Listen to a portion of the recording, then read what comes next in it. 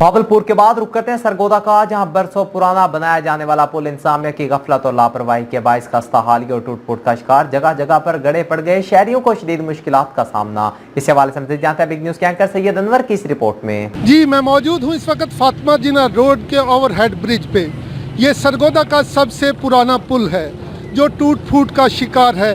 मुतअद्दिद बार मुरम्मत हुआ, लेकिन ये पुल दोबारा तामीर होना चाहिए।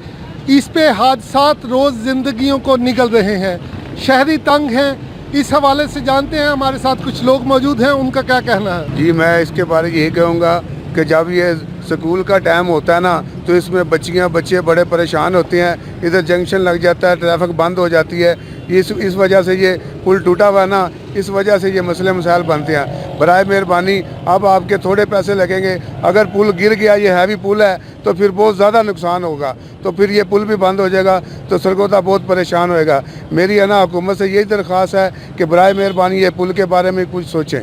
ज़िले इंतज़ामिया की अदम तवज्जो की वजह से यहाँ पे हादसात तो रोज़ हो ही रहे हैं, लेकिन उसके साथ साथ यहाँ पे हैवी ट्रैफिक जिसका दाखिला रात 10 बजे के बाद है, वो भी सारा दिन रवां दवा है, जो हादसात का मौजब बन रही है। एक और शहरी मौजूद हैं, उनसे जानते हैं वो क्या कहते हैं। ये पुल पे रोज़ आना लगातार बहुत एक्सीडेंट होते हैं, जिसका कोई थाने में या किसी पे केस नहीं होता।